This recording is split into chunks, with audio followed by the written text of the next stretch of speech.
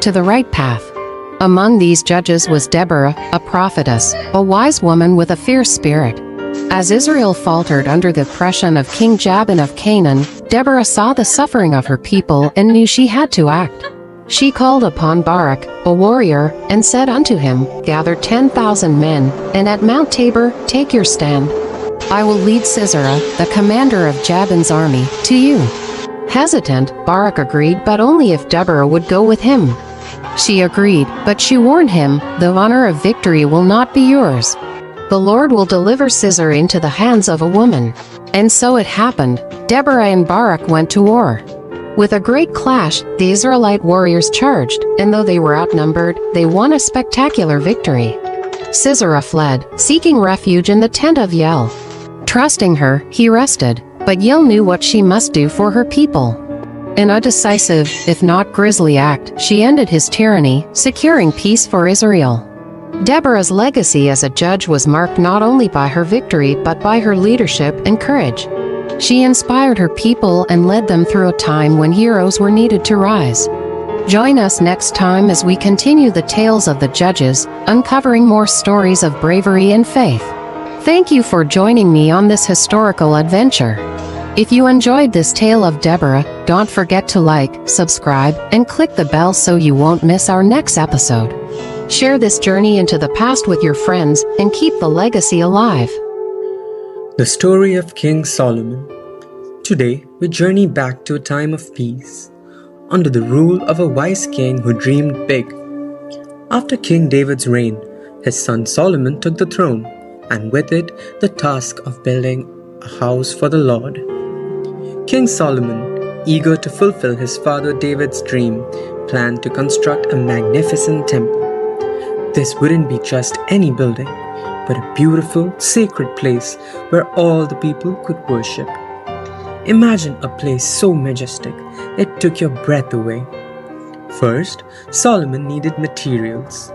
He found the perfect large stones and had them cut down to a size far from the temple site to keep the construction peaceful and reverent. But Solomon also needed wood, lots of it, and the best quality cedar from the city of Tyre. King Hiram of Tyre, a good friend of his father David, agreed to help. In exchange for food from Israel, Hiram sent cedar trees down the Mediterranean Sea on rafts. This shows how important friendships and alliances can be, even for a king. Solomon also enlisted a skilled craftsman named Huram from Tyre. Huram was an expert in working with bronze, and he crafted many of the intricate designs and structures for the temple. The temple was to be 90 feet long, 30 feet wide, and 45 feet tall with 3 floors. It even had a special room called the Most Holy Room. Inside, the walls were adorned with carvings of cherubim, the palm trees, and flowers. And the room housed the Ark of the Covenant, protected by 2 giant cherubim with outstretched wings. After 7 years, the temple was finally completed. Solomon then held a grand ceremony to dedicate it to the Lord.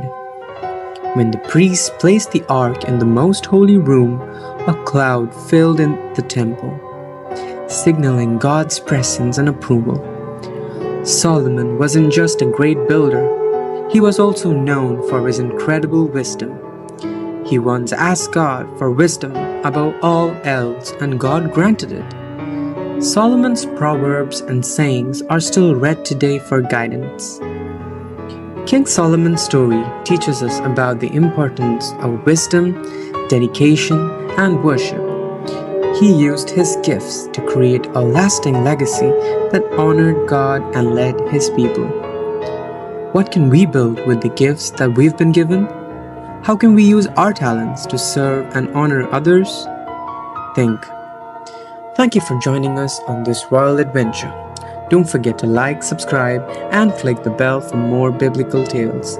Share what you have learned today with a friend, and keep exploring the wonders of the past. The story of Ruth, a tale of faith and redemption. Once upon a time, in the land of Judah, there lived a family, Elimelech, his wife Naomi, and their 2 sons, Mahlon and Chilion. But their land was struck by a terrible famine, and they had to leave their home in Bethlehem in search of food. They traveled to a faraway place called Moab, hoping for a better life. In Moab, Elimelech passed away, leaving Naomi alone with her 2 sons. The boys grew up and married 2 lovely Moabite women, Orpah and Ruth. But as time passed, tragedy struck again. Both Mahlon and Chilion passed away, leaving Naomi heartbroken and alone in a foreign land. When Naomi heard that the famine in Judah had ended, she decided to return to her homeland. Orpah tearfully said goodbye and went back to her family, but Ruth refused to leave Naomi's side. With unwavering loyalty, Ruth declared, "Where you go, I will go. And where you stay, I will stay. Your people will be my people, and your God will be my God." Together, Naomi and Ruth embarked on the journey back to Bethlehem. Upon their arrival, Ruth went to the fields to gather grain. Following the custom of gleaning, where the poor could pick up leftover grain after the harvest, by chance, she found herself in the fields of a kind man named Boaz, who was a relative of Naomi. Boaz noticed Ruth's diligence and kindness and instructed his workers to leave extra grain for her. He showed her great kindness and protection. Later, Naomi encouraged Ruth to seek Boaz's help as their kinsman redeemer, someone who could care for them and their land. Ruth bravely approached Boaz and asked for his help. Boaz, moved by her sincerity, promised to do all he could to help them. He even negotiated with another relative who had the first right to help them. But when he declined, Boaz gladly took on the responsibility. In a beautiful gesture of commitment, Boaz married Ruth and took care of Naomi and her land. Ruth and Boaz were blessed with a son named Obed, who would become the grandfather of King David. And so, through Ruth's loyalty, bravery, and faith, she became part of a remarkable story of redemption and hope. A story that would echo through the generations and eventually lead to the birth of Jesus Christ. The end.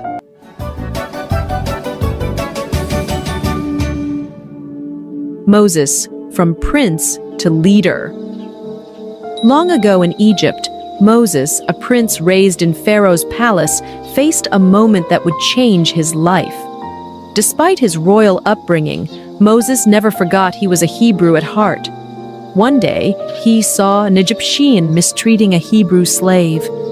Feeling a rush of protectiveness, Moses looked around and, seeing no one, stepped in to save the slave but ended up making a grave mistake. The very next day, Moses tried to stop a fight between 2 Hebrews, only to realize his secret was out. The news even reached Pharaoh, forcing Moses to flee to a faraway land called Midian for safety. In Midian, Moses found himself by a well, where he helped the 7 daughters of Reuel, a priest, fend off some rude shepherds.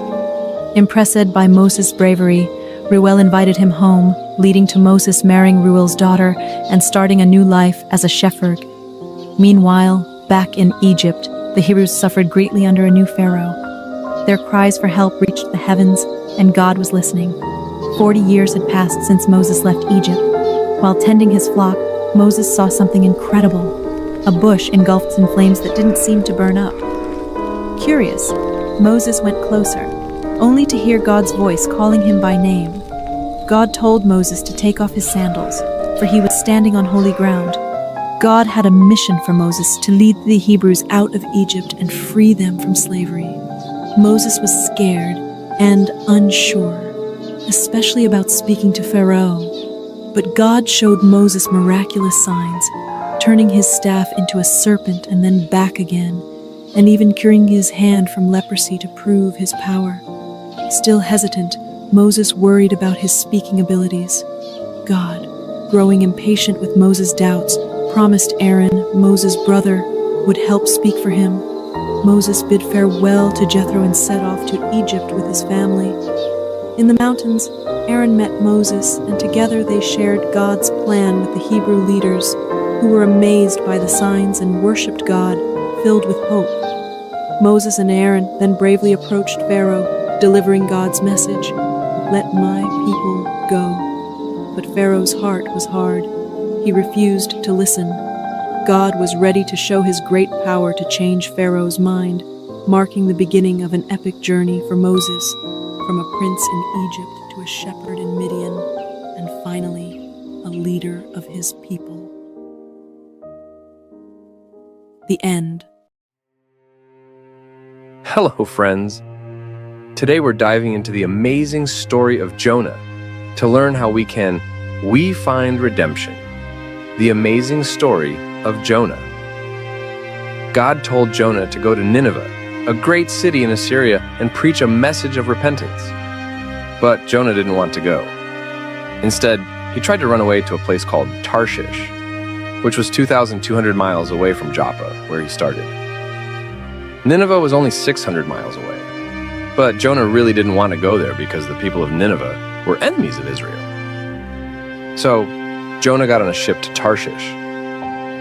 While Jonah was on the ship, God sent a huge storm. The sailors were terrified and found out Jonah was running away from God. They asked him what they should do, and Jonah told them to throw him overboard. As soon as they did, the storm stopped and Jonah was swallowed by a giant fish. Inside the belly of the fish, Jonah prayed to God. He repented for trying to run away and promised to do what God asked. After 3 days and 3 nights, the fish spit Jonah out onto dry land. Jonah was safe, and he was ready to follow God's command. Jonah went to Nineveh and delivered God's message. In 40 days, Nineveh will be destroyed. The people of Nineveh believed Jonah. They fasted and prayed, and even the king declared a citywide fast. Everyone, including the animals, was involved.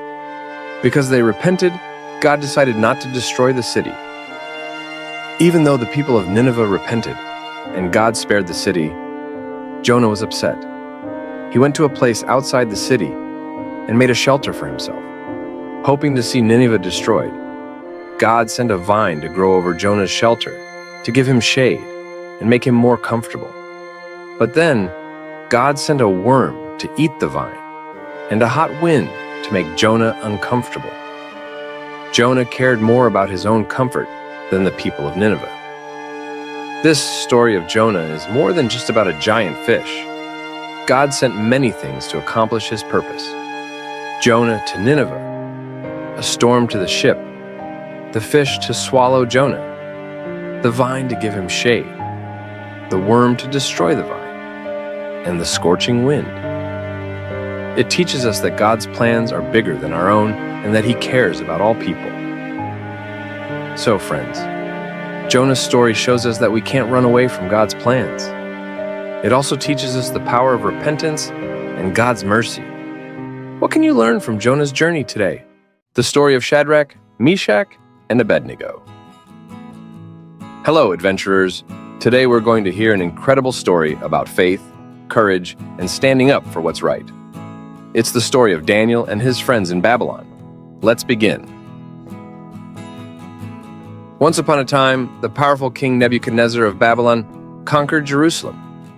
He took many treasures from the temple of God and brought some of the finest young men from Israel to serve in his palace. Among them were Daniel, Hananiah, Mishael, and Azariah, who were given new Babylonian names: Belteshazzar, Shadrach, Meshach, and Abednego.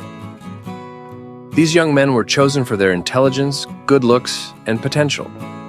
They were trained for 3 years in the language and literature of Babylon, and the king provided them with the best food and wine. But Daniel and his friends decided to honor God by not eating the king's rich food. Instead, they asked for vegetables and water. Despite the simple diet, they became healthier and stronger than all the others. Now, let's move forward to another amazing part of their story. King Nebuchadnezzar built a giant statue of gold and commanded everyone to bow down and worship it. Anyone who refused would be thrown into a blazing furnace. When the music played, everyone bowed down except for Shadrach, Meshach, and Abednego. They stood tall, refusing to worship the statue. Some of the king's advisors, who were jealous of these young men, reported them to the king. Furious, Nebuchadnezzar summoned Shadrach, Meshach, and Abednego, and demanded they worship the statue. But they courageously replied, "We do not need to defend ourselves. If we are thrown into the blazing furnace, the God we serve is able to deliver us. But even if he doesn't, we will not serve your gods or worship the image of gold." This made the king even angrier. He ordered the furnace to be heated 7 times hotter than usual, and had the strongest soldiers tie up Shadrach, Meshach, and Abednego and throw them into the furnace. The fire was so hot that it killed the soldiers who threw them in. But something miraculous happened. As King Nebuchadnezzar watched, he saw not 3, but 4 men walking around in the fire, unharmed. The 4th looked like a divine being. Amazed, the king called them out of the furnace.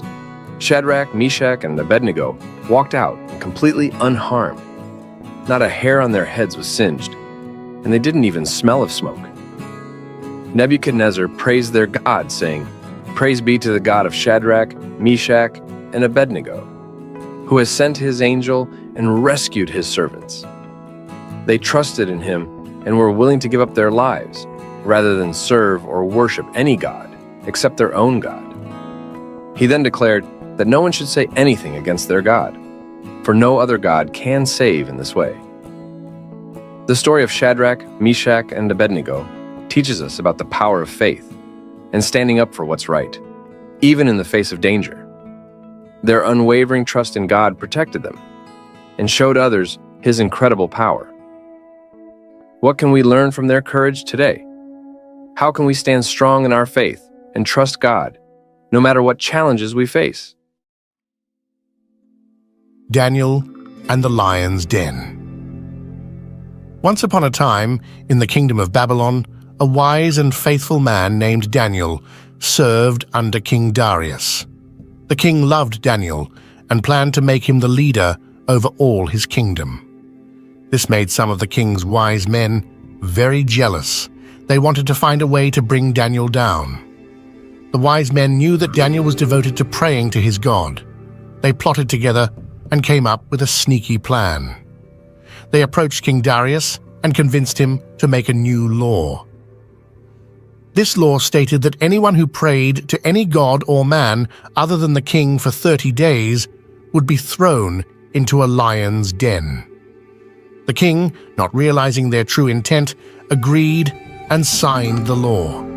Despite the new law, Daniel chose to pray to God just as he always had.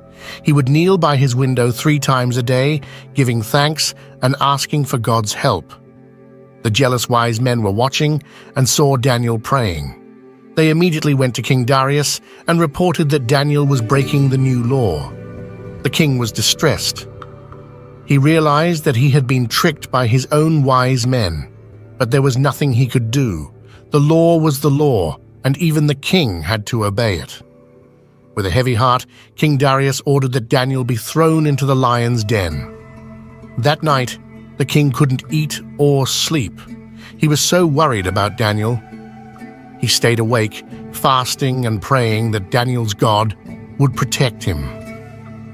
Early the next morning, as soon as the sun began to rise, King Darius rushed to the lion's den. With a trembling voice, he called out, "Daniel, servant of the living God, has your God, whom you serve continually, been able to rescue you from the lions?" From deep within the den, Daniel's voice came back, strong and clear. "O king, live forever. My God sent his angel, and he shut the mouths of the lions. They have not hurt me, because I was found innocent in his sight. Nor have I ever done any wrong before you, your majesty." Overjoyed, the king ordered that Daniel be lifted out of the den. Everyone was amazed to see that Daniel was completely unharmed. Not a scratch was found on him because he had trusted in his God. The king was so happy that Daniel was safe. He decided to punish the men who had tricked him. They were thrown into the lion's den, and this time, the lions did not stay calm. King Darius then made a new decree to his entire kingdom. He taught his people about the power and goodness of Daniel's God. For he is the living God, and he endures forever. His kingdom will not be destroyed. His dominion will never end.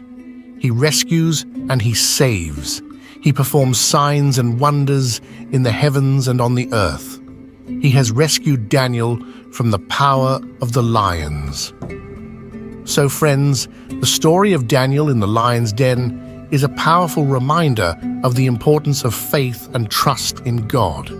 Daniel's unwavering belief in God protected him from harm and showed everyone around him the might and mercy of the true God. Please show me your support and love through likes, shares, subscribes, and comments. Every support helps me keep going. Here are some important lessons we can learn from Daniel's story. 1. ***. Trust in God. No matter the circumstances, trusting in God gives us strength and courage. 2. ***.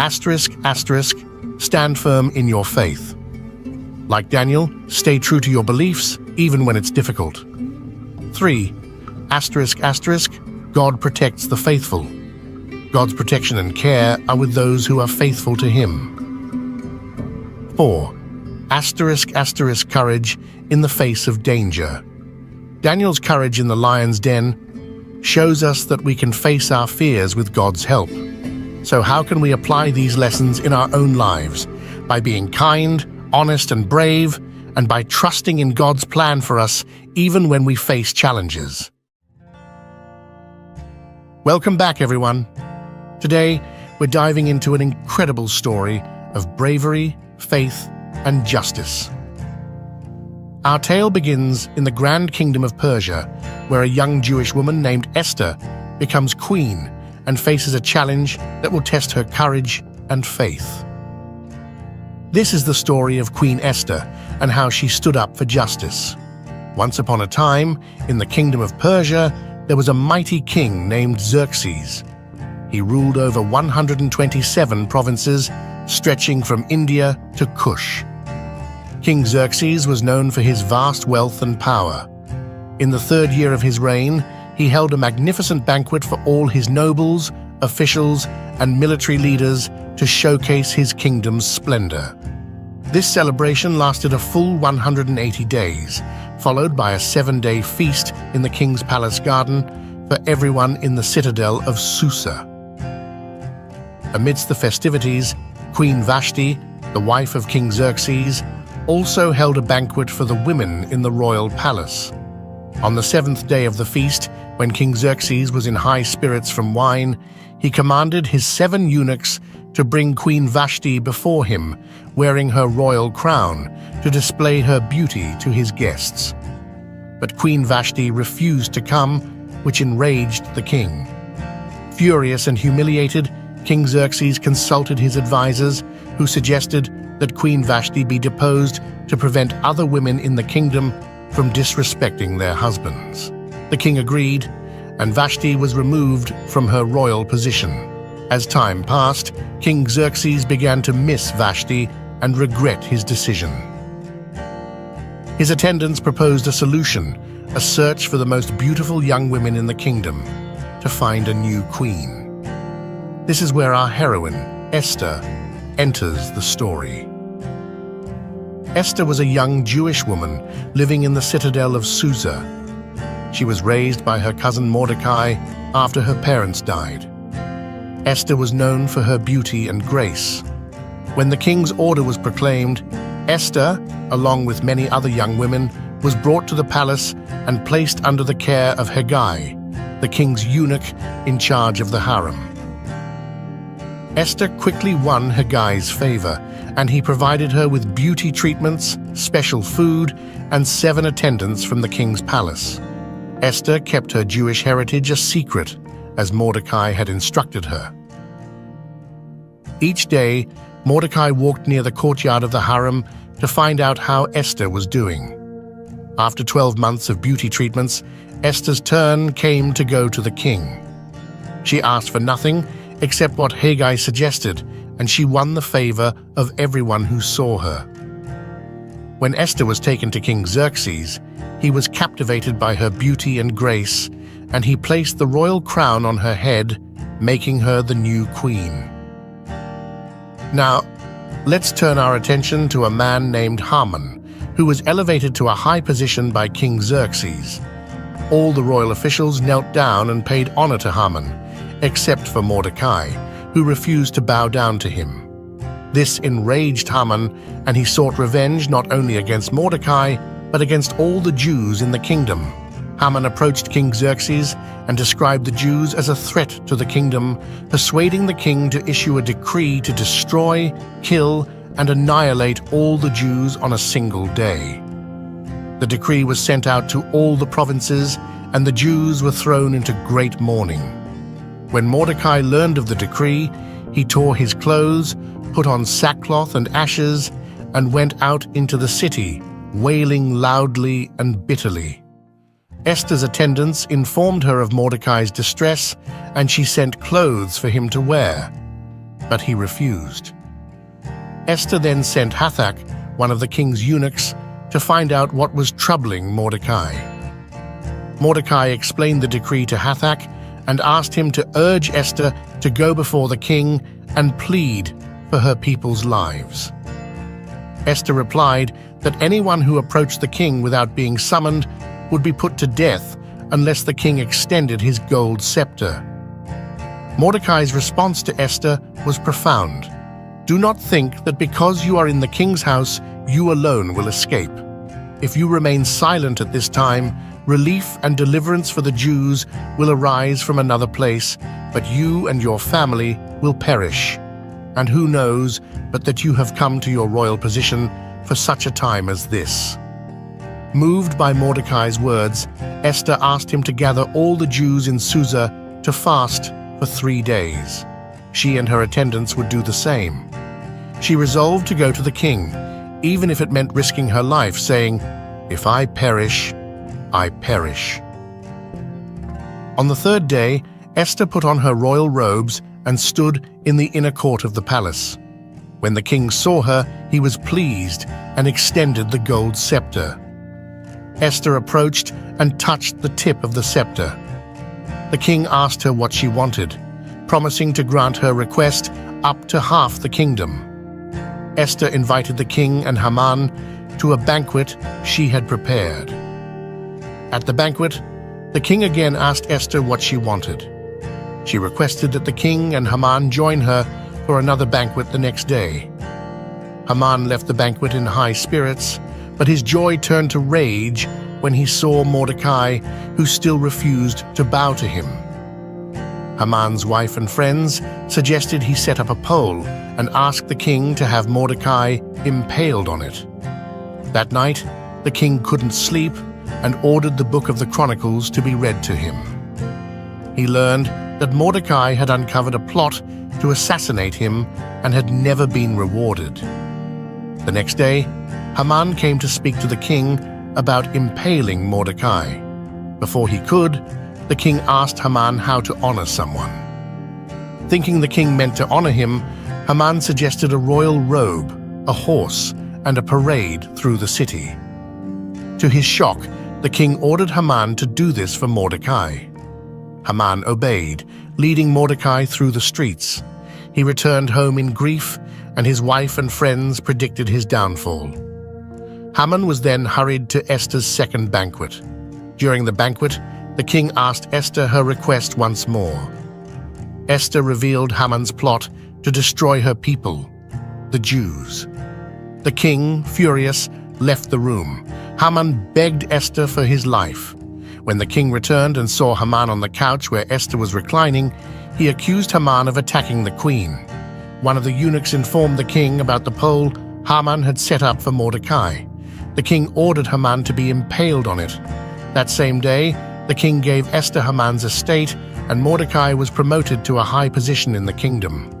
But the story doesn't end there. Esther pleaded with the king to issue a new decree to save the Jews. The king allowed Mordecai to write a decree granting the Jews the right to defend themselves. The decree was sent out, and on the appointed day, the Jews triumphed over their enemies. The Jews celebrated their victory, and the Feast of Purim was established to commemorate their deliverance. Mordecai became second in rank to King Xerxes, and he continued to work for the good of his people. The story of Esther teaches us the power of courage, faith, and standing up for justice. Esther's bravery and willingness to risk her life saved her people and changed the course of history. Her story reminds us that we all have a role to play in making the world a better place, and sometimes we are called to take a stand, even when it's difficult. Thank you for joining us today. If you enjoyed this story, please like, share, and subscribe for more inspiring tales from history and beyond. Until next time, remember to stand up for justice and have faith in the power of doing what's right.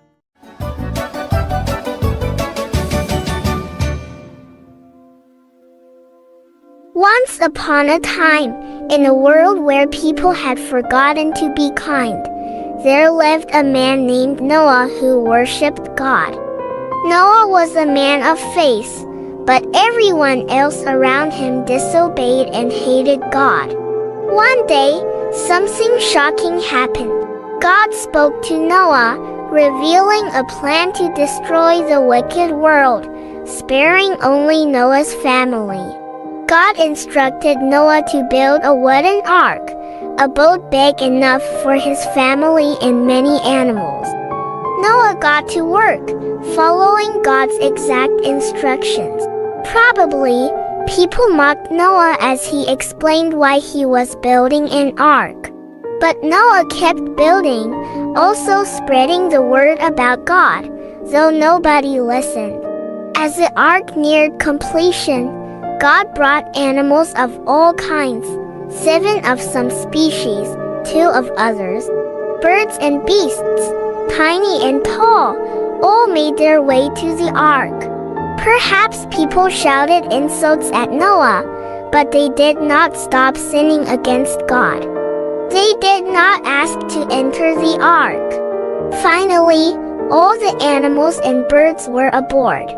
God invited Noah and his family into the ark. As they entered, God shut the door. Then the rain came, a great downpour soaking the earth for 40 days and nights. Floodwaters covered towns and villages. The ark floated on top of the rising waters, sheltering Noah from the flood. After 5 months, a drying wind sent by God brought the ark to rest on the mountains of Ararat. Noah and his family waited inside as the water lowered. Noah sent a raven and a dove out. The dove returned with an olive leaf, a sign that the earth was slowly drying. God told Noah it was time to leave the ark. Together, Noah and his family unloaded the animals. Noah, filled with gratitude, built an altar and worshipped God who had saved him and his family from the awful flood. God gave Noah a wonderful promise. Never again would he send a flood to judge human sin. As a great reminder of this promise, God gifted the world with a rainbow, a beautiful sign of his covenant. And so, Noah and his family found new beginnings after the flood. In time, his descendants repeopled the whole earth, and all nations came from Noah and his children.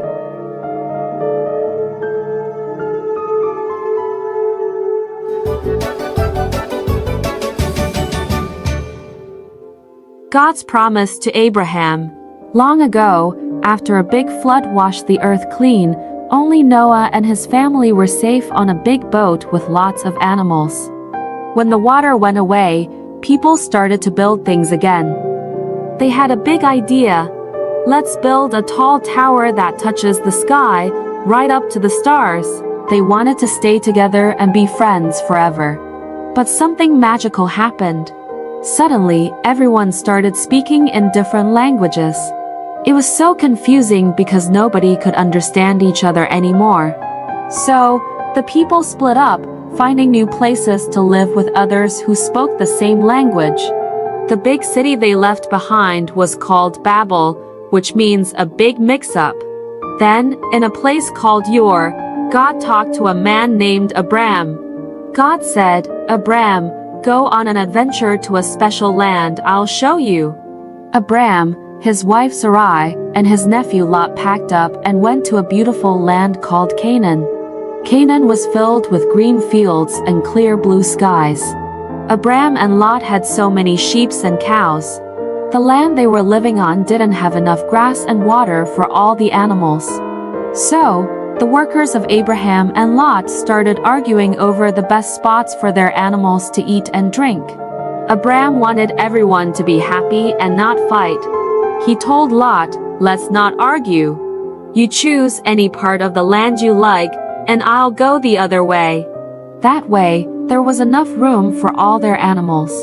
Lot looked around and saw a really nice area with lots of water and green grass near the cities of Sodom and Gomorrah.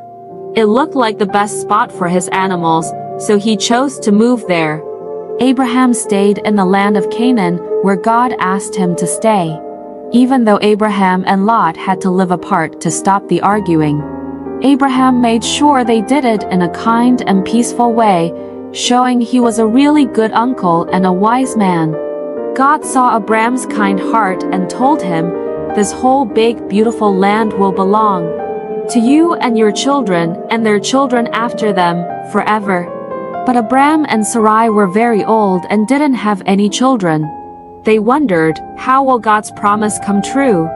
One day, 3 special visitors brought amazing news. "Sarai, you're going to have a baby." Sarai laughed because she thought she was too old for that. God also changed their names to Abraham and Sarah to show they were going to start a big family. Then, God said he had to fix the 2 naughty cities near where Lot lived. Abraham was worried for Lot. Lot listened to the angels and escaped with his daughters. But Lot's wife looked back and turned into a salt statue. Then, the most wonderful thing happened. Even though they were very old, Abraham and Sarah had a baby boy named Isaac. Isaac, which means laughter. They were so happy and amazed at God's miracle. Abraham knew then that God always keeps his promises, like giving him a big family and a beautiful land to live in. And that's the story of how Abraham and Sarah learned to trust in God's promises, no matter how impossible they seemed. The end.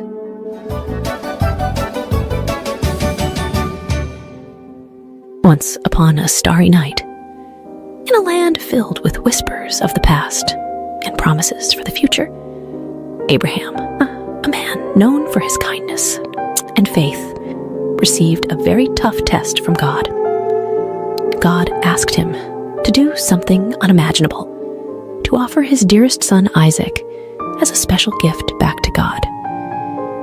This was to see if Abraham trusted God above all else, even more than he loved his precious son. Abraham's heart felt heavy, like a stone sinking in a deep, deep ocean. But deep inside, he knew he had to trust God, no matter how hard it seemed. So, with a brave yet heavy heart, he prepared for the journey. As the first light of dawn painted the sky in soft hues of pink and orange, Abraham, Isaac, and their 2 faithful servants set off on a journey filled with uncertainty. Abraham carried the fire and a knife, while Isaac, unaware of what was to come, carried the wood for the fire. As they neared the mountain that God had told them about, Abraham asked his servants to wait for them at the foot of the mountain. "Isaac and I will go up to worship, and then we'll come back to you," he said with a gentle smile.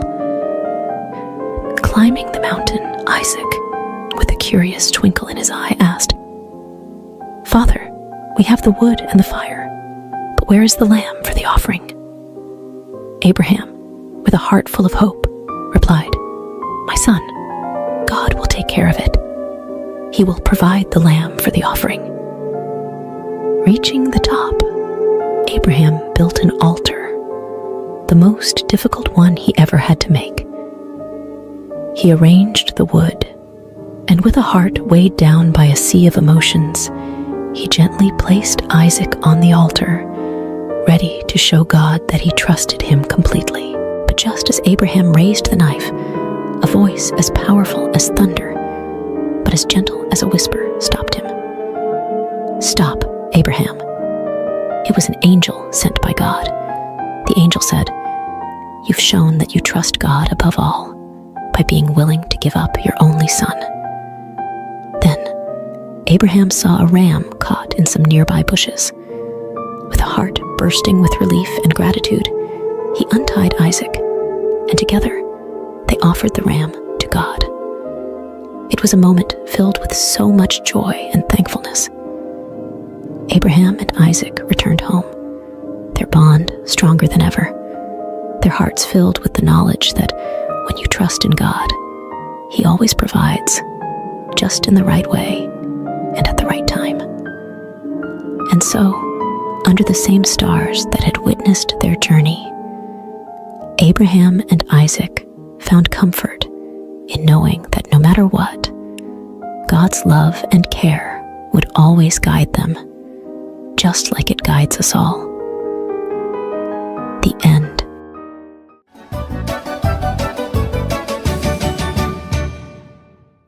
The adventure of Abraham and Isaac, a new beginning. Once upon a time, after a big adventure on a mountain, Abraham and his son Isaac were on their way back home.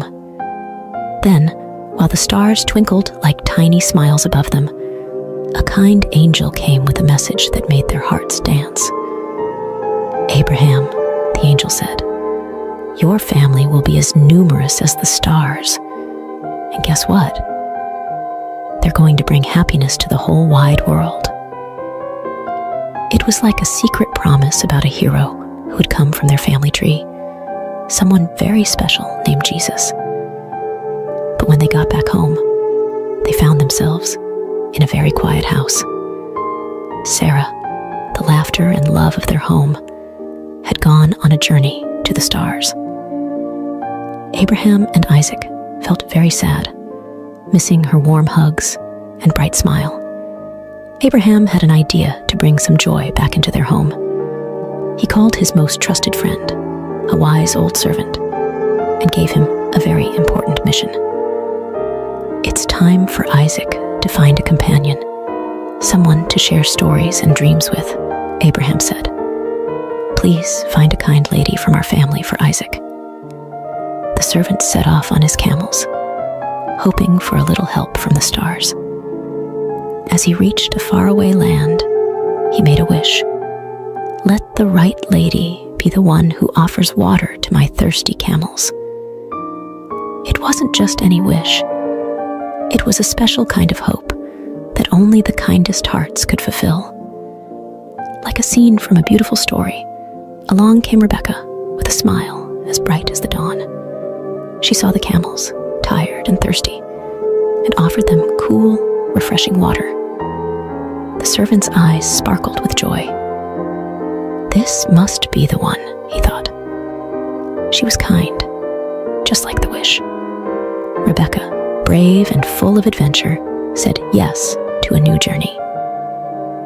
She traveled across the deserts and mountains to meet Isaac. When Isaac saw her, it was like spring had come to his heart, filling it with flowers and sunshine. Rebecca's kindness and laughter brought new stories and dreams to their home. Isaac and Rebecca, hand in hand, started a wonderful adventure together, full of love and promise. And so, the story of Abraham, Isaac, and now Rebecca reminds us all. After every big adventure, after every sad goodbye, there's always a new beginning, a chance for love and joy to grow again, just like the stars that twinkle in the night sky. The end.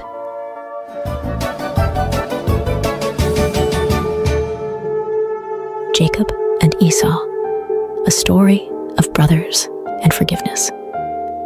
Once upon a time, in a land of ancient wonders, Isaac and Rebekah were blessed with not one, but 2 sons at the same time. These were no ordinary boys. They were twins named Jacob and Esau.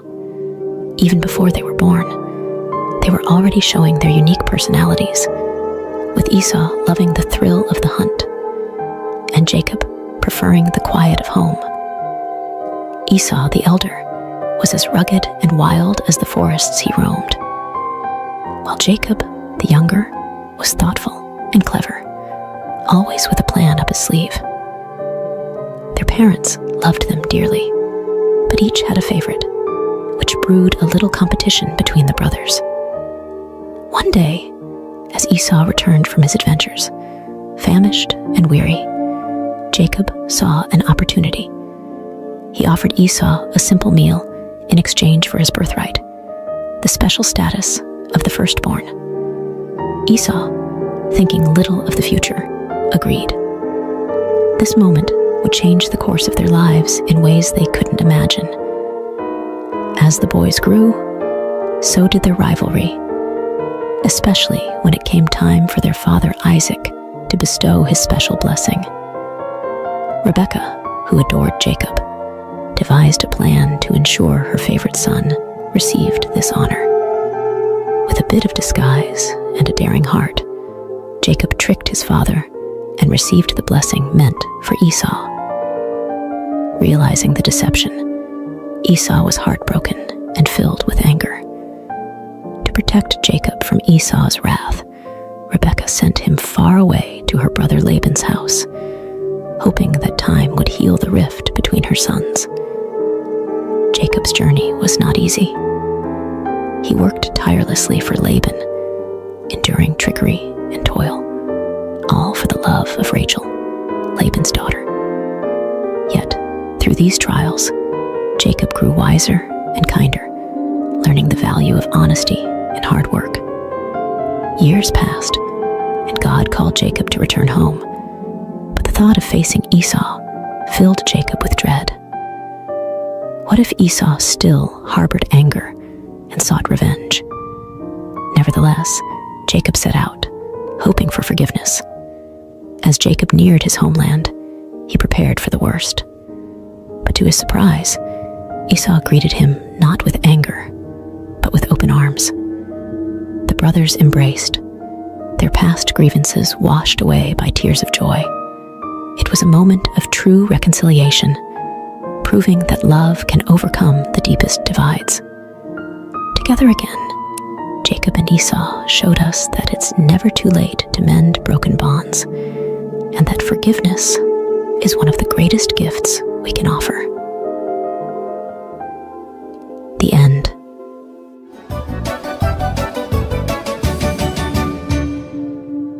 Joseph's journey, from dreamer to dreamkeeper. In a land where families were as vast as the stars, Isaac's heart was full of joy as his son Jacob returned home. Even Esau, who once harbored anger, welcomed Jacob with open arms. But not all was peaceful, for Jacob's sons felt a storm brewing in their hearts, troubled by their younger brother Joseph, who was clearly the apple of their father's eye. Joseph, with his bright, colorful coat, a gift from Jacob, was a dreamer. His dreams, however, sparked flames of jealousy among his brothers. In one dream, Joseph saw his own sheaf of grain standing tall, while his brother's sheaves bowed down to it. In another, the sun, moon, and even the stars bowed before him. These dreams whispered of a future where Joseph would rise above them all, even his parents and brothers. One day, Jacob sent Joseph to check on his brothers in the fields. As he approached, their jealousy turned to dark whispers of getting rid of the dreamer. Reuben, the eldest, suggested they put Joseph in a pit instead, secretly planning to save him later. But while Reuben was away, a caravan heading to Egypt appeared. Judah, another brother, proposed they sell Joseph instead of harming him directly. And so, for 20 pieces of silver, Joseph's fate was sealed, and he was taken far from his homeland, his heart heavy with sorrow and fear. The brothers deceived their father, presenting Joseph's colorful coat, now stained with goat's blood, letting Jacob believe his beloved son was gone forever. Jacob's grief was a deep well of sorrow, with no one able to console him. Meanwhile, in Egypt, Joseph found himself a slave in Potiphar's house. Despite his hardships, Joseph's diligence and trust in God shone brightly, earning him Potiphar's favor and the position of chief servant. But just as things seemed to be looking up, Joseph faced a new trial. Potiphar's wife, with dishonest intentions, falsely accused Joseph, leading to his unjust imprisonment. Even in the depths of a dungeon, Joseph's spirit remained unbroken. He understood that through all trials, honoring God was his true strength, a beacon of hope that illuminated even the darkest of places. The end.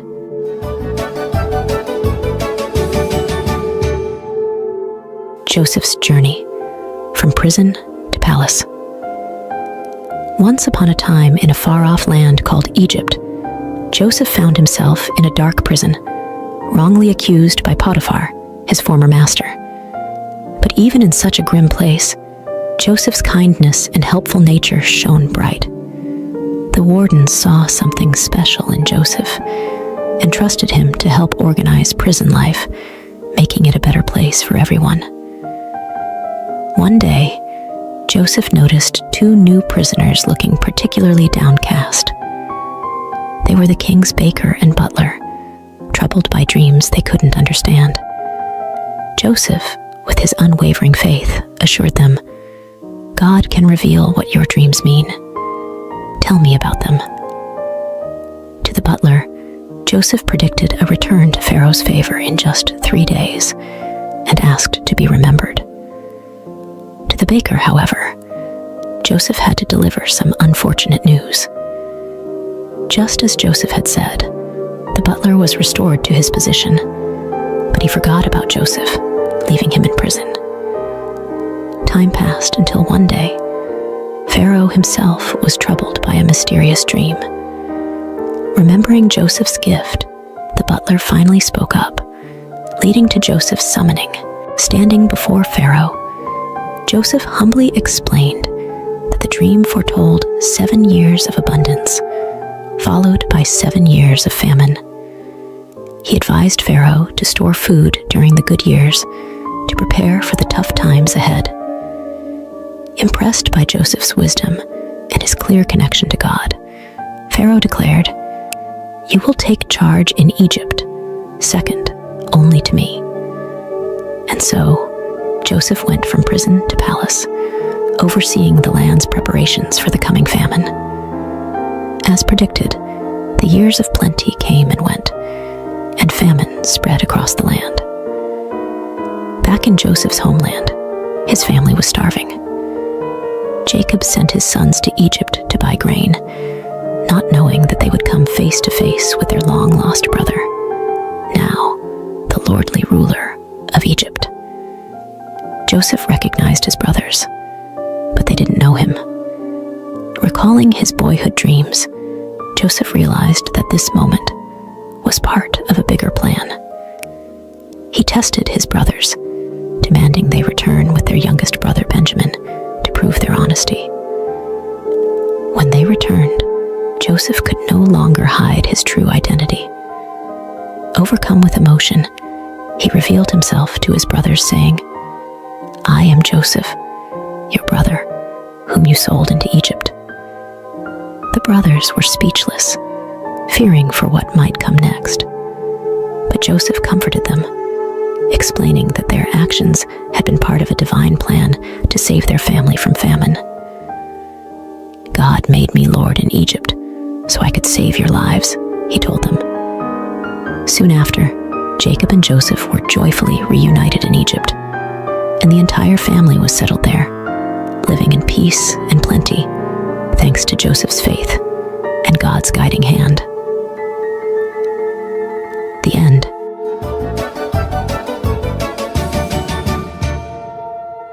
Moses, from prince to leader. Long ago in Egypt, Moses, a prince raised in Pharaoh's palace, faced a moment that would change his life. Despite his royal upbringing, Moses never forgot he was a Hebrew at heart. One day, he saw an Egyptian mistreating a Hebrew slave. Feeling a rush of protectiveness, Moses looked around and, seeing no one, stepped in to save the slave but ended up making a grave mistake. The very next day, Moses tried to stop a fight between two Hebrews, only to realize his secret was out. The news even reached Pharaoh, forcing Moses to flee to a faraway land called Midian for safety. In Midian, Moses found himself by a well, where he helped the 7 daughters of Reuel, a priest, fend off some rude shepherds. Impressed by Moses' bravery, Reuel invited him home, leading to Moses marrying Reuel's daughter and starting a new life as a shepherd. Meanwhile, back in Egypt, the Hebrews suffered greatly under a new pharaoh. Their cries for help reached the heavens, and God was listening. 40 years had passed since Moses left Egypt. While tending his flock, Moses saw something incredible. A bush engulfed in flames that didn't seem to burn up. Curious, Moses went closer, only to hear God's voice calling him by name. God told Moses to take off his sandals, for he was standing on holy ground. God had a mission for Moses to lead the Hebrews out of Egypt and free them from slavery. Moses was scared and unsure, especially about speaking to Pharaoh. But God showed Moses miraculous signs, turning his staff into a serpent and then back again, and even curing his hand from leprosy to prove his power. Still hesitant, Moses worried about his speaking abilities. God, growing impatient with Moses' doubts, promised Aaron, Moses' brother, would help speak for him. Moses bid farewell to Jethro and set off to Egypt with his family. In the mountains, Aaron met Moses, and together they shared God's plan with the Hebrew leaders, who were amazed by the signs and worshipped God, filled with hope. Moses and Aaron then bravely approached Pharaoh, delivering God's message, "Let my people go." But Pharaoh's heart was hard. He refused to listen. God was ready to show his great power to change Pharaoh's mind, marking the beginning of an epic journey for Moses, from a prince in Egypt to a shepherd in Midian, and finally, a leader of his people. The end. In ancient Israel, chaos reigned as the Midianites devastated the land. Amid despair, Gideon, a simple farmer, dared to defy them, secretly harvesting wheat to feed his family. His courage caught divine attention. An angel tasked him to lead a rebellion. Skeptical, Gideon sought signs from God, receiving undeniable miracles dew laden. Fleece amidst dryness, then the reverse, bolstering his faith. With just 300 warriors, chosen by God to highlight divine might over human strength, Gideon staged a daring nighttime ambush. Armed merely with trumpets and torches, they sowed such confusion among the Midianites that they turned on each other in panic. The victory was staggering. The people hailed Gideon a hero, urging him to be king. But Gideon knew better, declaring only God as ruler. This gripping tale of faith, courage, and divine intervention shows that with belief in a higher power, the impossible becomes possible. David and Goliath, the battle of faith. Hi everyone, today we're diving back to learn about a young hero named David. Last time, we saw how King Saul started to disobey God. Now, it's time for a new leader to rise. Samuel, the wise prophet, was sent by God to find a new king. He went to Bethlehem, bringing a young cow to sacrifice, trying not to stir suspicion from King Saul. When he met Jesse and his sons, Samuel thought surely the oldest, Eliab, would be the next king because he was tall and handsome. But God had other plans. God told Samuel, "Don't look at his height or his looks. I care about what's inside the heart."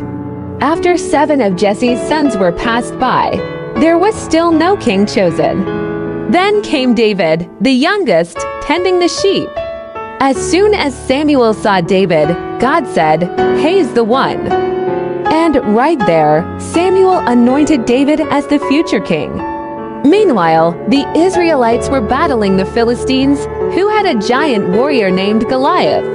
He was over 9 feet tall with heavy bronze armor and a massive spear.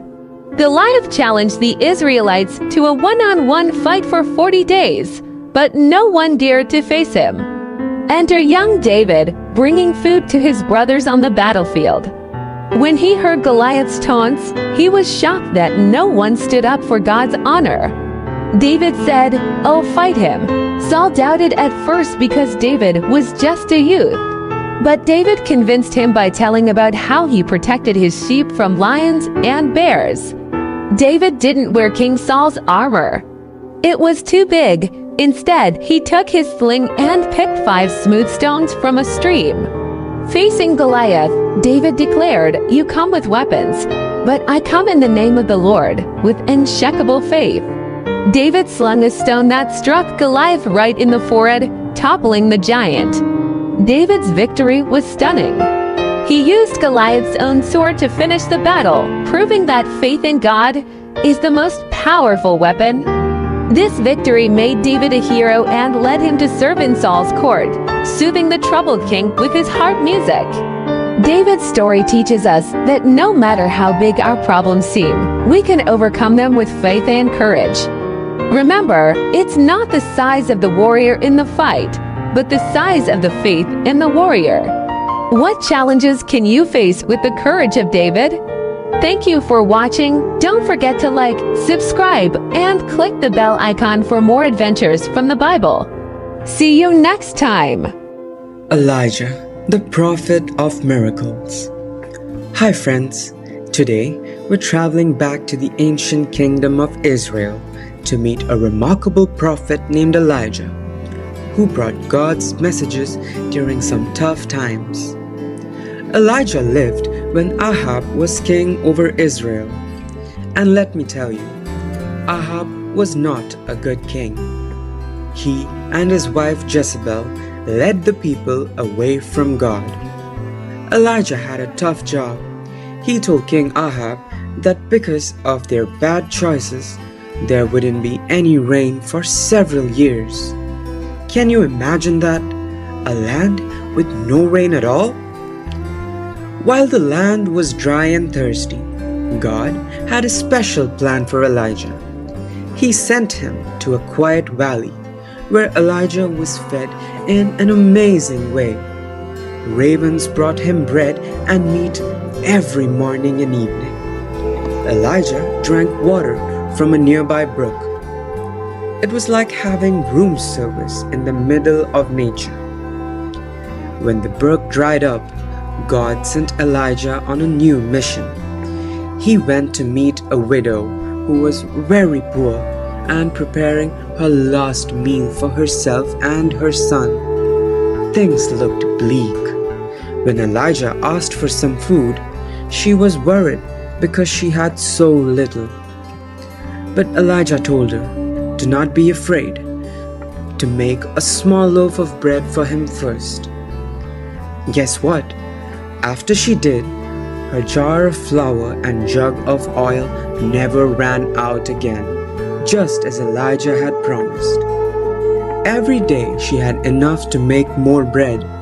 It was a miracle that kept her family fed during the drought. But then something sad happened. The widow's son got very sick and stopped breathing.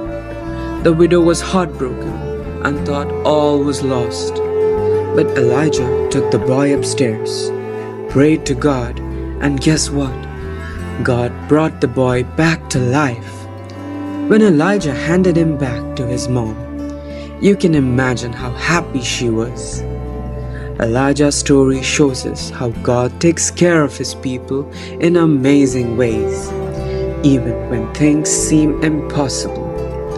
Like the widow, we can trust that God is always with us, ready to provide and help us through tough times. Thanks for watching our story of Elijah, the prophet of miracles.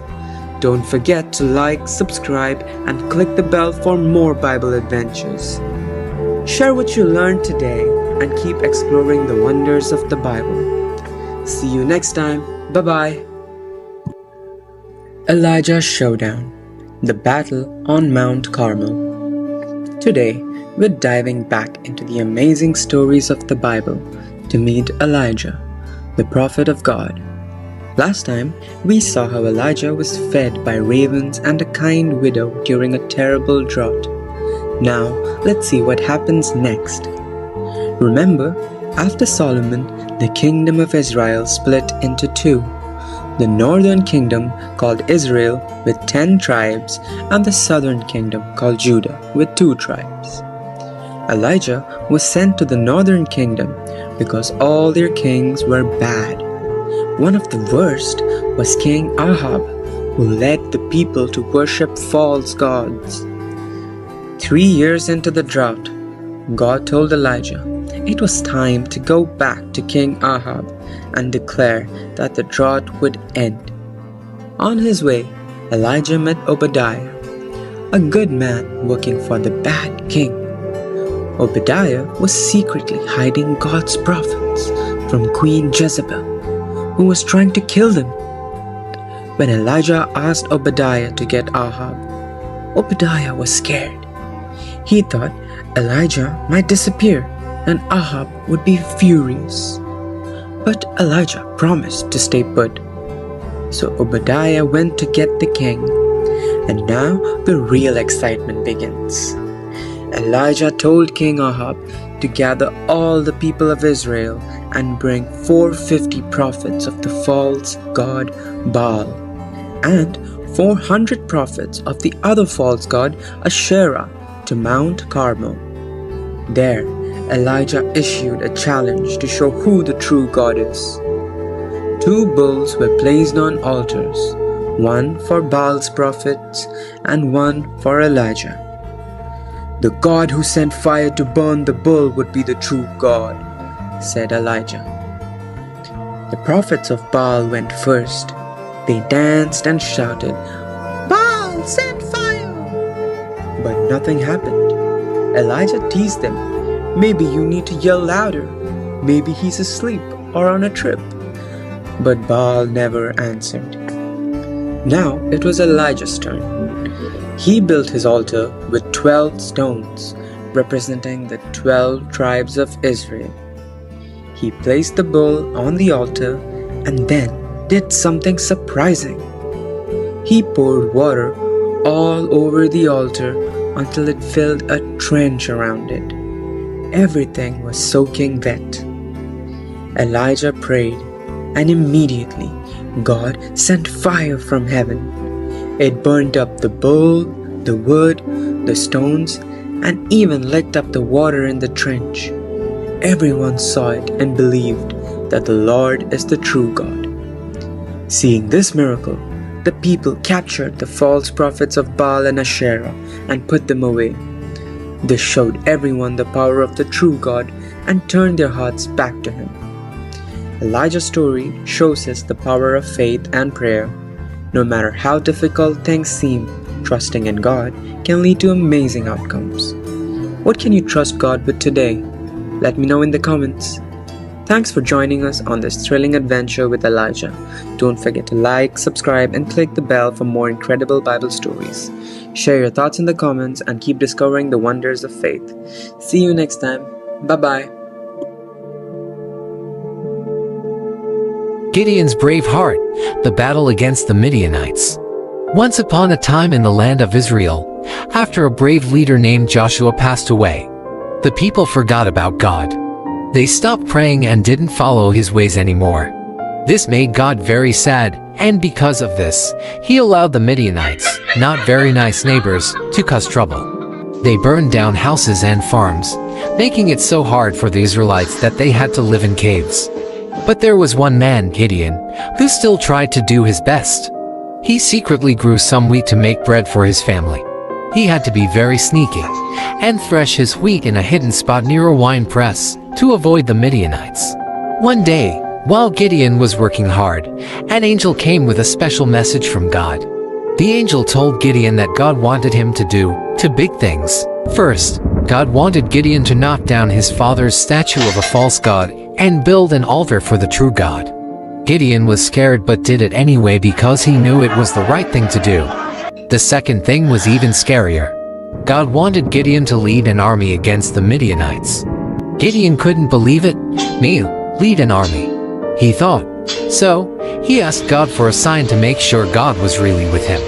He put a piece of wool on the ground and said, "If the wool is wet with dew in the morning but the ground is dry, I'll know you're with me."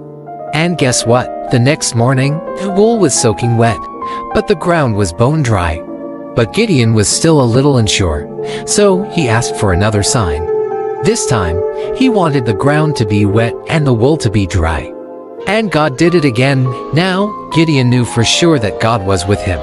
Gideon started with a big army, but God had a surprising plan. He told Gideon he only needed 300 men to defeat the Midianites.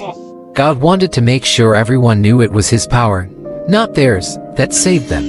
Even though Gideon was still a bit scared, God gave him a little sneak peek of the Midianites being afraid of him. Gideon and his tiny army then did something very clever. They took trumpets and jars with torches inside and surprised the Midianites in the middle of the night. They made so much noise and showed so much light that the Midianites got scared, ran away, and even fought each other. After this big win, the people wanted Gideon to be their king, but Gideon knew the truth. "I won't be your king," he said. "God is the only one who should rule over us." And that's the story of how Gideon, with just a little faith and a lot of help from God, saved his people. It teaches us that even when things look really tough, if we trust in God, we can do amazing things, just like Gideon did. The end.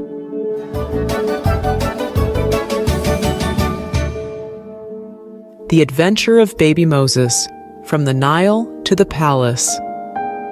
In a time long ago, Egypt mourned the loss of a great leader, Joseph. He had saved the land from famine and was loved by all. But as years turned into centuries, a new pharaoh came to power, one who did not remember Joseph and his deeds. The Hebrews, Joseph's people, had grown in number and strength, which made the new pharaoh uneasy. Fearing they might become too powerful, he decided to make them slaves, forcing them to build great cities under harsh conditions. Despite the heavy work, the Hebrews continued to grow in numbers, which troubled Pharaoh even more. So he made a terrible order. All newborn Hebrew boys were to be thrown into the river Nile. One Hebrew family, desperate to save their baby boy, crafted a plan. They carefully placed him in a snug, watertight basket and set it afloat among the reeds of the Nile, trusting in a higher power to protect their child. As the basket bobbed gently in the water, the baby's sister watched from a distance, her heart filled with hope and fear. Then, something unexpected happened. Pharaoh's daughter came to the river to bathe and spotted the curious basket among the reeds. With a mix of surprise and compassion, she ordered her servant to bring the basket to her. Upon opening it, the sound of the baby's cry touched her heart. "It's a Hebrew child," she realized, but instead of sending him to a cruel fate, she chose kindness. "Poor little thing, you're so beautiful," she cooed, perhaps even playing with the baby as anyone would with a precious little one. Watching all this unfold, the baby's sister saw an opportunity. She bravely approached the princess and offered to find a Hebrew woman to nurse the child. The princess agreed, not knowing the girl would bring the baby's own mother. Rushing home, the sister called out to her mother, "Come quickly! Oh, hurry!" Without a moment to lose, they both hurried back to the riverbank. There, Pharaoh's daughter entrusted the baby to his mother, saying, "Nurse him for me, and I will pay you." She named him Moses, which means drawn from the water. In a twist of fate, baby Moses was back in his parents' arms, where they taught him to love God and cherish his heritage. But soon, he would grow up in the palace as the son of Pharaoh's daughter, destined for greatness, part of a divine plan far beyond what anyone could imagine. The end. Joshua and the walls of Jericho. In the wake of Moses' passing, a new chapter unfolded for the Israelites. Joshua, anointed by divine decree, stood at the threshold of immense responsibility. He understood that before he could marshal his forces for the battles ahead, he needed to fortify his spirit and align his heart with God's will. As Joshua stepped into his role, God's promise was clear: adhere to the divine commandments, and prosperity and victory in the promised land would be theirs. The Israelites, in turn, pledged unwavering loyalty to Joshua, echoing their commitment to follow God's word. With strategic foresight, Joshua dispatched spies to Canaan, eyeing the formidable city of Jericho.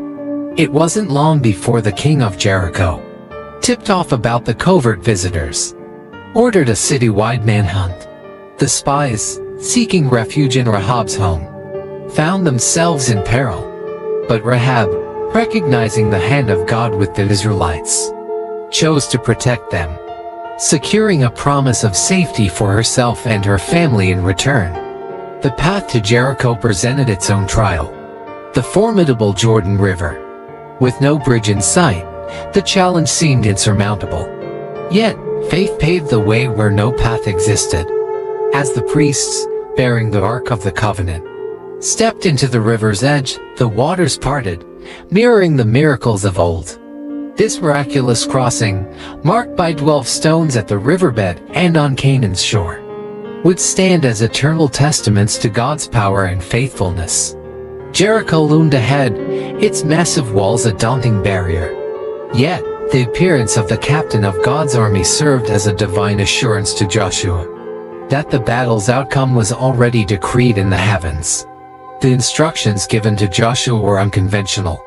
A silent march around Jericho for 6 days, followed by a climactic procession on the 7th day, culminating in a triumphant blast of trumpets and a unified shout from the Israelites. The walls of Jericho, so long a symbol of invincibility, crumbled to dust, leaving only Rahab's abode untouched, a sign of the covenant kept by the scarlet cord. Rahab and her family were spared, a token of God's mercy amidst judgment. In the aftermath, Jericho's riches were consecrated to God, and Joshua pronounced a dire curse on any who dared to rebuild the city. The fall of Jericho sent ripples throughout Canaan, a clear message that God's favor rested upon Israel. This narrative, rooted in the ancient text of Joshua 1-6, not only recounts a pivotal moment in Israel's history, but also reflects the enduring truth that faith, obedience, and divine guidance can topple the mightiest of obstacles. The end. King David and the return of the Ark of the Covenant. Today, we're diving back into the epic saga of King David, following his journey from a young hero to a great king. Last time, we saw David anointed by Samuel and defeating the giant Goliath. Now, let's see what happens as he steps into his role as king. After King Saul's death, Israel was divided. David became king over Judah and ruled from Hebron, while Saul's son, Ishbosheth, took over the rest of Israel. It sounds complicated, doesn't it? There was a long struggle between the followers of David and Saul, but David's side grew stronger every day. Eventually, David's leadership and bravery won the hearts of all the tribes. He was anointed king over all 12 tribes of Israel. Can you imagine going from looking after sheep to leading an entire nation? David then captured Jerusalem, making it his capital and calling it the City of David. Remember the Ark of the Covenant from our previous stories? It had been captured but was back with the Israelites. David decided it was time for the Ark to come to Jerusalem, to be at the center of national worship. But transporting the Ark was no small task.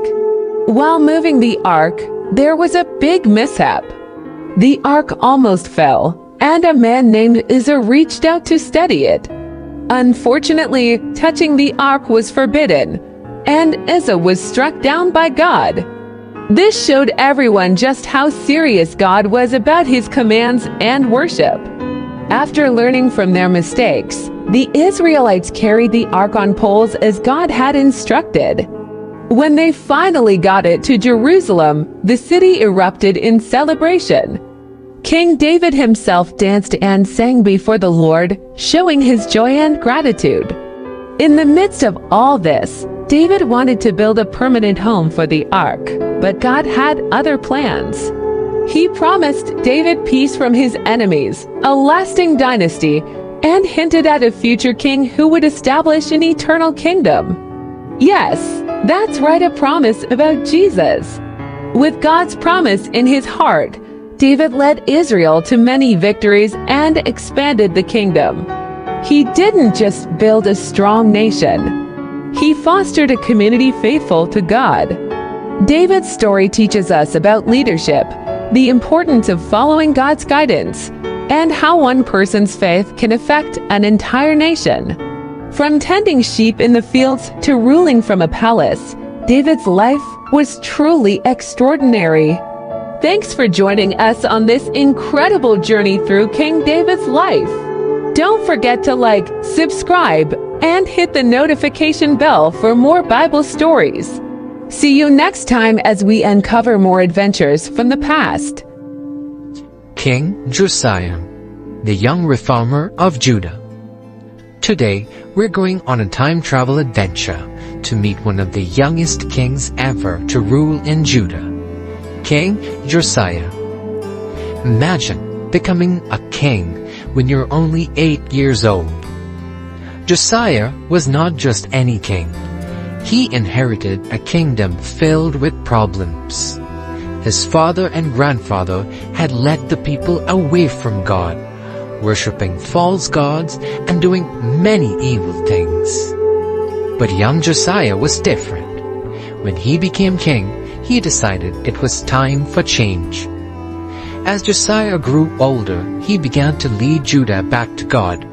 He started by cleaning up God's temple, which had been misused by the previous kings.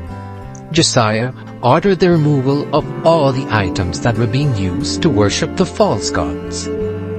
When Josiah was just 26, during the temple's renovation, the workers found something extraordinary hidden in the walls. The scroll of the law, possibly the book of Deuteronomy. Imagine finding a long-lost treasure that tells you how to lead your people rightly. Uncertain what to do next, Josiah consulted a prophetess. She had sad news to give him. Judah would face the consequences for its past sins. But because of Josiah's good heart and reforms, he would not see this destruction during his lifetime. Inspired to act, Josiah gathered everyone in Judah, from the greatest to even the smallest and poorest of the people, and he then read the scroll out loud. He led a grand ceremony where everybody recommitted to following God's laws, making a new beginning for Judah. Josiah didn't stop there. He revived the celebration of the Passover festival that hadn't been observed in many years. It was a time of great joy and unity as the people remembered their deliverance from Egypt. King Josiah's effort to bring his people back to God made him one of the most beloved kings in Judah's history, even appearing in the genealogy of Jesus, showing how important his legacy was. Josiah's story teaches us that no matter how young you are, you can make a big difference. With courage and faith, you can change the world around you, just like Josiah did. What can you do today to make your world a better place? Thanks for joining our adventure in the time of King Josiah. Don't forget to like, subscribe, and hit the bell so you don't miss any of our exciting journeys through the Bible. Share your thoughts in the comments below about what you learned today, and see you next time. Bye-bye.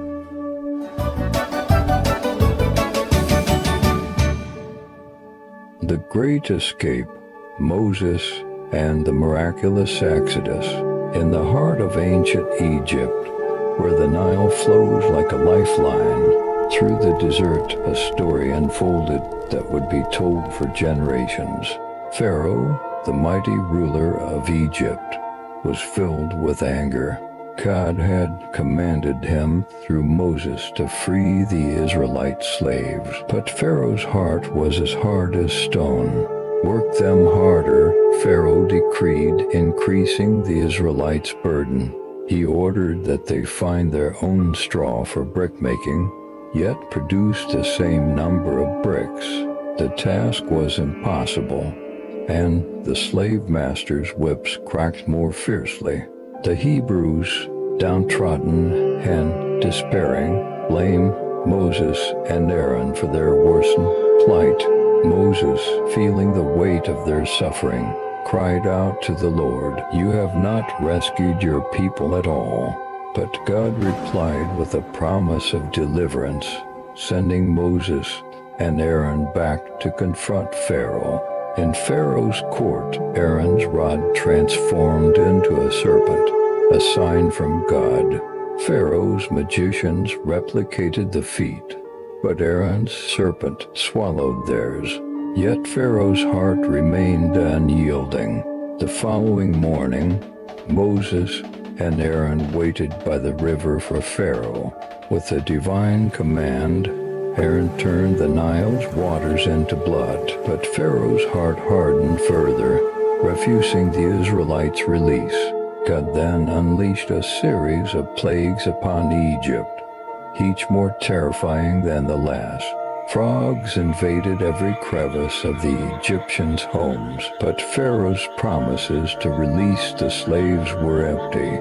Lice tormented both man and beast, and swarms of flies filled the air. Livestock perished, boils afflicted the Egyptians, and locusts devoured the land's greenery. Darkness enveloped Egypt for 3 days, yet Pharaoh's resolve did not falter. God's final, most grievous plague was to strike at midnight, claiming the firstborn of Egypt. The Israelites were spared, marking their doorposts with lamb's blood as a sign for the angel of death to pass over their homes. That night Egypt wailed as the firstborn were lost. Pharaoh, broken and defeated, urged Moses to take the Israelites and leave. With haste, the Israelites journeyed beyond Egypt's borders, marking the end of their 430 years of bondage, guided by a pillar of cloud by day and a pillar of fire by night. They embarked on a journey to freedom, but Pharaoh's resolve wavered once more. Gathering his army, he pursued the Israelites, trapping them between the cliffs and the sea. In this moment of despair, Moses assured the people, "The Lord shall fight for you." As Moses stretched out his hand over the waters, a great miracle occurred. God parted the Red Sea, providing a path of salvation for his people. The Israelites crossed safely, but as Pharaoh's army followed, the waters crashed down, swallowing the might of Egypt. On that day, Pharaoh learned the power of Israel's God, the Lord over all. The Israelites' journey from slavery to freedom was a testament to faith, courage, and the unyielding power of God. Goodbye, Pharaoh, for the God of Israel had triumphed, leading his people to a new dawn. And so the story of Moses and the Israelites' exodus remains a beacon of hope and faith, a tale of divine deliverance from the chains of oppression, echoing through the ages as a testament to the enduring spirit of freedom. The end. The mighty Samson, a tale of strength and fate. Long ago, in the land of Israel, under the shadow of Philistine rule, a special child named Samson was born. His birth was a miracle to his mother, who had never been able to have a child. An angel visited her, announcing that she would bear a son who would be a Nazarite from birth. A Nazarite meant he was dedicated to God. The secret to Samson's extraordinary strength lay in a single vow. He must never ever cut his hair. As Samson grew, so did tales of his incredible strength. One day, while Samson was hanging out with a girl named Timnah, a scary big lion attacked him. He battled the fearsome lion with nothing but his bare hands, tearing it apart as if it were a mere piece of paper. This feat amazed all who heard it, showcasing the special power Samson had received from God. Samson's life was a roller coaster of thrilling victories and personal challenges. He frequently clashed with the Philistines, who were cruel to the Israelites. In one remarkable battle, fueled by rage, Samson used the jawbone of a donkey to defeat 1,000 Philistine soldiers, displaying his unbelievable strength, a gift from God. However, Samson's greatest challenge was not on the battlefield but in his heart.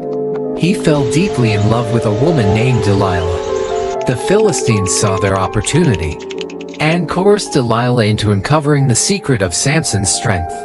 After many attempts, Samson finally revealed to her that his power would vanish if his hair were cut.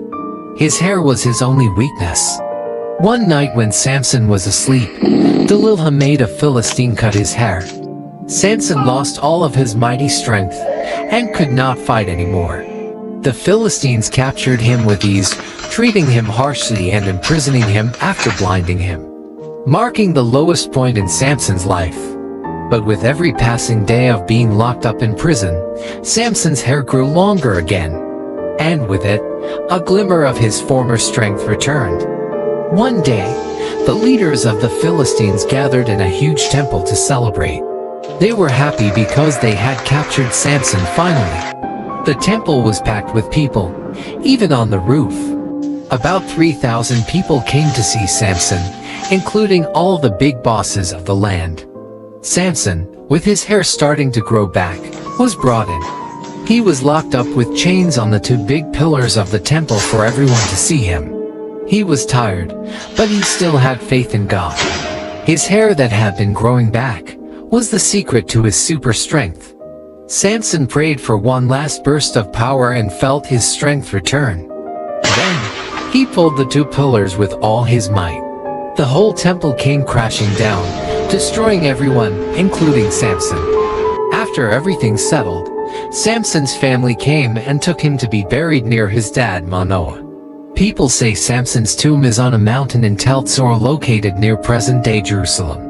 Samson's story remains a powerful narrative about the consequences of our actions and unfailing strength of God even in our weakest moments. The end. Samuel's story, a boy chosen by God.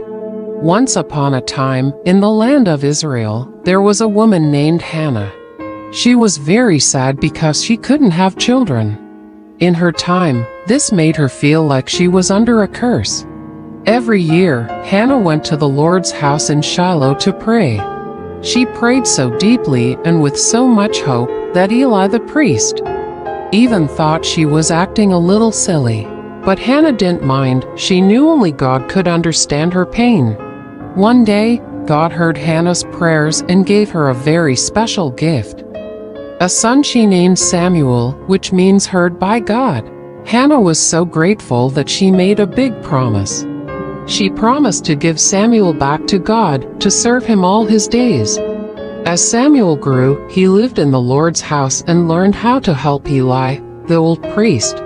Every year, Hannah visited Samuel, bringing a special robe she made just for him, filled with love and stitches of joy. But not everyone was as good as Samuel. Eli's own sons were very naughty. They didn't care about the sacred things and were mean to the people who came to worship. This made God very unhappy. One quiet night, while Samuel was sleeping, he heard a voice calling his name. Thinking it was Eli, he ran to him, but Eli hadn't called him. After the third time, Eli realized it was the Lord speaking to Samuel. Eli told Samuel to listen carefully to what God had to say. That night, God told Samuel some really tough news about Eli and his family. It was hard for Samuel to share this with Eli, but he did. From that day, everyone in Israel knew Samuel was special and that God was with him. Later, during a battle with the Philistines, something terrible happened. The Philistines took the Ark of the Covenant, a very important treasure to the Israelites. Sadly, Eli's sons were killed in the battle, and when Eli heard the news, he was so shocked that he fell and passed away. Everything God had told Samuel came true. Samuel grew up to be a wise leader, the last judge, and the first prophet of Israel. He helped guide his people through many tough times, always listening to God and helping others do the same. And that's the story of how a little boy, dedicated to God, became one of the greatest prophets in Israel. Stay tuned for more adventures from the Bible as we discover the amazing things God told Samuel and the incredible things Samuel did as a prophet.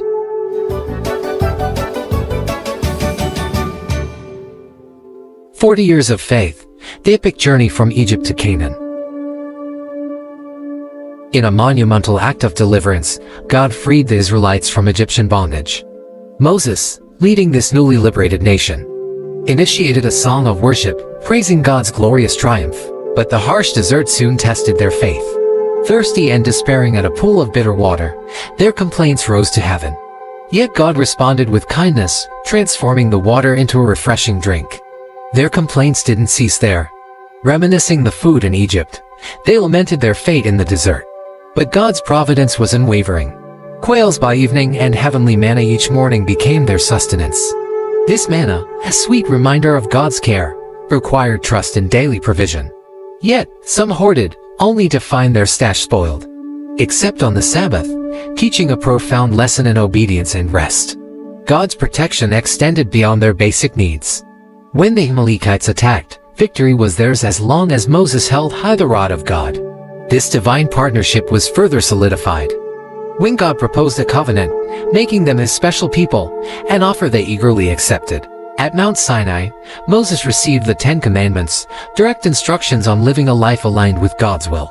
But in a grave turn of events, the Israelites fashioned and worshipped a golden calf, inciting divine and mortal wrath. The shattered tablets symbolized broken fidelity. Yet God, in his mercy, renewed the covenant and instructed the construction of the tabernacle, a sacred space signifying his constant presence. As they approached Canaan, the land of promise, spies were sent to survey. Despite the land's bounty, only Joshua and Caleb trusted in God's victory. The majority succumbed to fear, their disbelief poisoning the entire community's faith, leading to a decree from God, a 40-year odyssey in the wilderness. A period of wandering reserved for a generation that witnessed miracles but harbored disbelief. This story, spanning from Exodus 15 to Numbers 14, not only recounts a physical journey but also charts a spiritual expedition of a nation learning to trust and obey their omnipotent, omnibenevolent God. The end.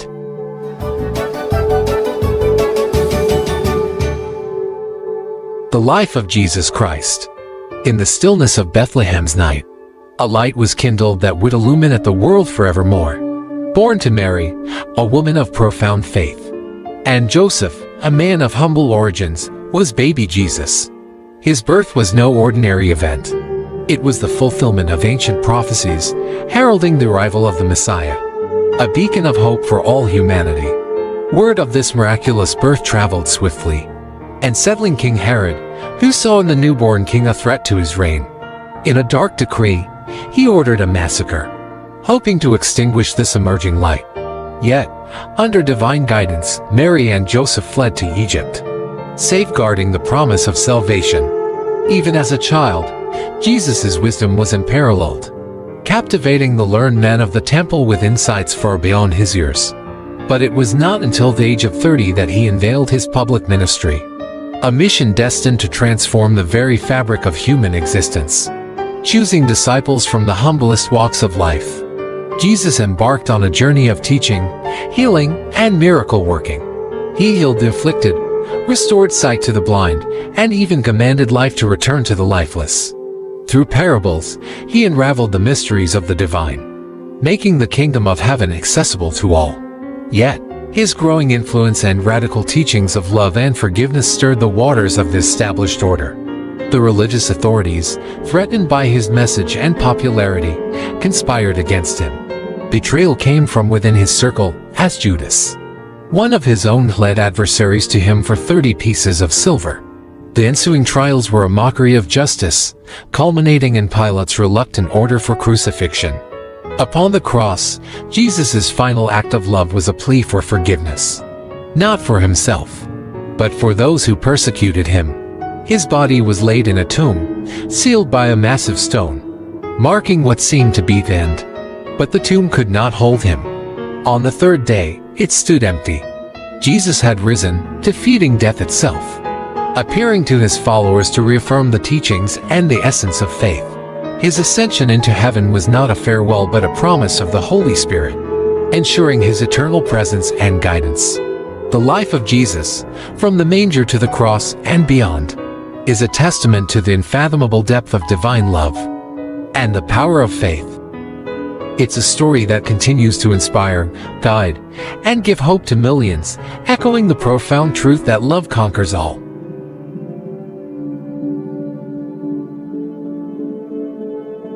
Samuel and Saul, the rise of Israel's first king.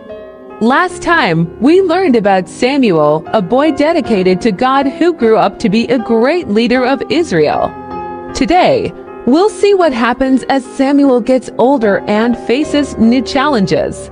Samuel was a wise leader, but his own sons, Joel and Abijah, didn't follow his good example. They were greedy, took bribes, and didn't care about being fair. This made the people of Israel very unhappy because they didn't want leaders like that. The people of Israel looked around and noticed that other nations had kings. They thought having a king would solve their problems, so they asked Samuel for a king. But Samuel knew this wasn't a good idea. He warned them that a king would make them do hard work and take their things. But the people insisted, so Samuel prayed to God. God told Samuel to listen to the people, and soon after, he sent Saul to Samuel. Saul was a tall and strong young man, just out looking for his father's lost donkeys when he met Samuel. Little did Saul know, his life was about to change. Samuel took a special jar of olive oil and poured it over Saul's head. This was a way to show that Saul was chosen by God for an important job to be king. Saul felt God's spirit come upon him, and he started to change into a leader. Not everyone was sure about Saul at first, but then he led Israel to a big victory in battle, and everyone cheered. They threw a huge party to celebrate and officially made Saul their king. But being king was tough. Saul made some big mistakes. He didn't wait for Samuel and offered a sacrifice to God by himself, which was against God's rules. And another time, he didn't follow God's instructions during a battle. Because of this, Samuel told Saul that God would find a new king. Saul's story teaches us that even kings need to follow God's instructions. It's important to listen to wise advice and always try to do what's right. Next time, we'll learn about who God chooses to be king after Saul. Can you guess who it might be? Thanks for watching. Don't forget to like, subscribe, and hit that bell icon so you don't miss our next exciting Bible adventure. The Saga of Deborah, a judge of Israel. Today, we journey back to a time of heroes and battles in ancient Israel, where a remarkable leader named Deborah made her mark. Let's unravel her story. Long ago, after Joshua led the Israelites into the Promised Land, the tribe settled in. They faced many challenges, including battles with the Canaanites. Some tribes conquered their foes, while others mingled, blending their cultures. But as the memory of Joshua faded, a troubling pattern began. A new generation arose, one that forgot the deeds and the divine guidance their ancestors revered. They strayed, doing what was forbidden, and the cycle of chaos spun anew. In these dark times, when there was no king, leaders known as judges emerged. They were more than arbitrators. They were deliverers, chosen to rescue Israel from its adversaries and guide them back to the right path. Among these judges was Deborah, a prophetess, a wise woman with a fierce spirit. As Israel faltered under the oppression of King Jabin of Canaan, Deborah saw the suffering of her people and knew she had to act.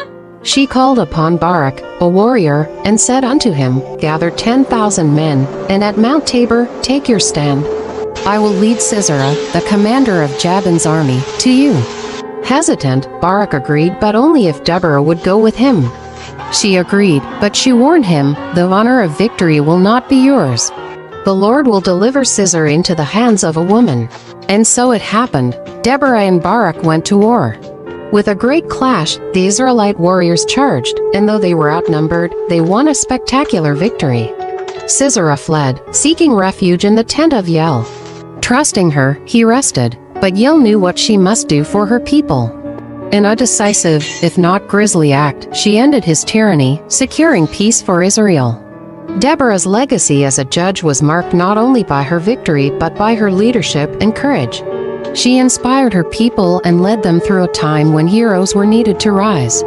Join us next time as we continue the tales of the judges, uncovering more stories of bravery and faith.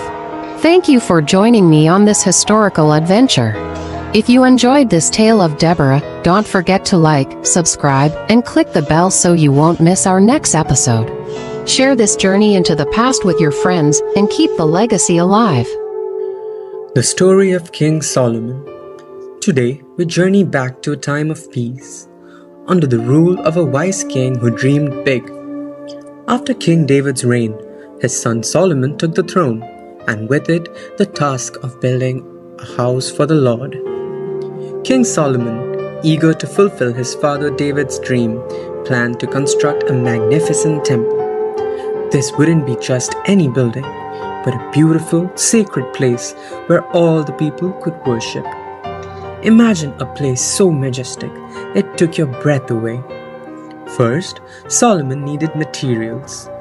He found the perfect large stones and had them cut down to a size far from the temple site to keep the construction peaceful and reverent. But Solomon also needed wood, lots of it, and the best quality cedar from the city of Tyre. King Hiram of Tyre, a good friend of his father David, agreed to help. In exchange for food from Israel, Hiram sent cedar trees down the Mediterranean Sea on rafts. This shows how important friendships and alliances can be, even for a king. Solomon also enlisted a skilled craftsman named Huram from Tyre. Huram was an expert in working with bronze, and he crafted many of the intricate designs and structures for the temple. The temple was to be 90 feet long, 30 feet wide, and 45 feet tall with 3 floors. It even had a special room called the Most Holy Room. Inside, the walls were adorned with carvings of cherubim, the palm trees, and flowers. And the room housed the Ark of the Covenant, protected by 2 giant cherubim with outstretched wings. After 7 years, the temple was finally completed. Solomon then held a grand ceremony to dedicate it to the Lord. When the priests placed the ark in the most holy room, a cloud filled in the temple, signaling God's presence and approval. Solomon wasn't just a great builder, he was also known for his incredible wisdom. He once asked God for wisdom above all else, and God granted it. Solomon's proverbs and sayings are still read today for guidance. King Solomon's story teaches us about the importance of wisdom, dedication, and worship. He used his gifts to create a lasting legacy that honored God and led his people. What can we build with the gifts that we've been given? How can we use our talents to serve and honor others? Think. Thank you for joining us on this royal adventure. Don't forget to like, subscribe, and click the bell for more biblical tales. Share what you've learned today with a friend, and keep exploring the wonders of the past. The story of Ruth, a tale of faith and redemption. Once upon a time, in the land of Judah, There lived a family, Elimelech, his wife Naomi, and their 2 sons, Mahlon and Chilion. But their land was struck by a terrible famine, and they had to leave their home in Bethlehem in search of food. They traveled to a faraway place called Moab, hoping for a better life. In Moab, Elimelech passed away, leaving Naomi alone with her 2 sons. The boys grew up and married 2 lovely Moabite women, Orpah and Ruth. But as time passed, tragedy struck again.